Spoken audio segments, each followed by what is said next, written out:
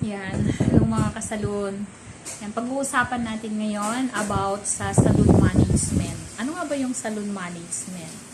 Normally, yung iba kasi nagtatanong sila kung ano ba ang salon management o di kaya spa management.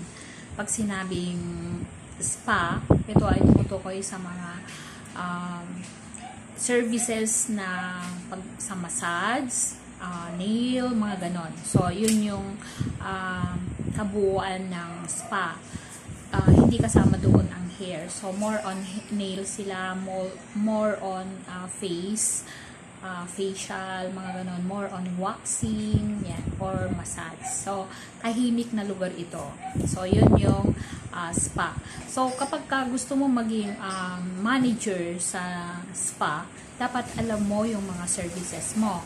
For example, dapat marunong ka tungkol sa massage. Yan.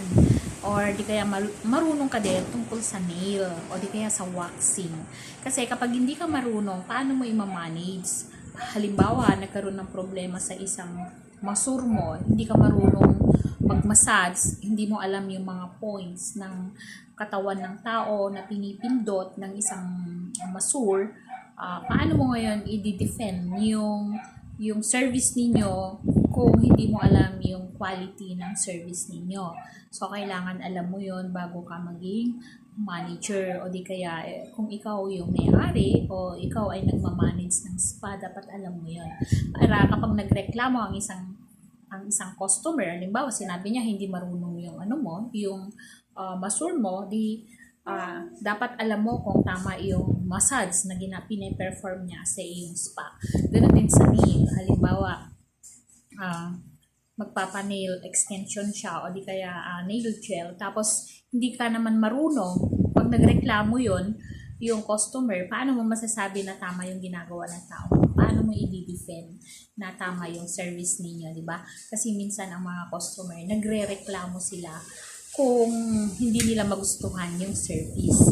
Ganun din sa saloon. Kapag sinabing saloon management o manager ng isang saloon, so dapat alam mo yung services na ino-offer mo sa mga kliyente nyo. For example, about sa hair, dapat alam mo yung bagaman hindi ka gumagawa, dapat alam mo yung mga bagay sa mukha ng isang customer, kung ang buhok niya ay kulot, ano yung treatment na dapat, ano yung dapat gagawin, yan, to avoid. So, yung basic, common, and core competency ng hairdressing, dapat alam mo yon.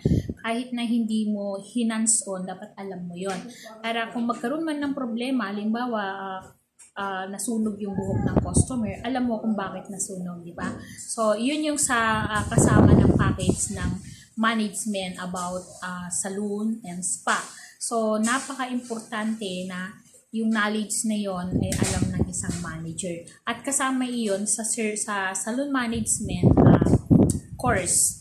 Yan, about doon sa service na ino-offer nila. Okay, mga kasaloon, so kailangan ang saloon manager dapat hairdresser din siya o di kaya masur siya o di kaya ay nail technician din siya. Hindi pwede maging manager ang isang tao sa saloon o sa spa kung hindi siya marunong about dun sa services. Okay, mga kasaloon, sana nakatulong sa inyo yung tip na ibinigay ko. Sige, magtanong lang po kayo at sasagutin natin about sa saloon o spa na business or services.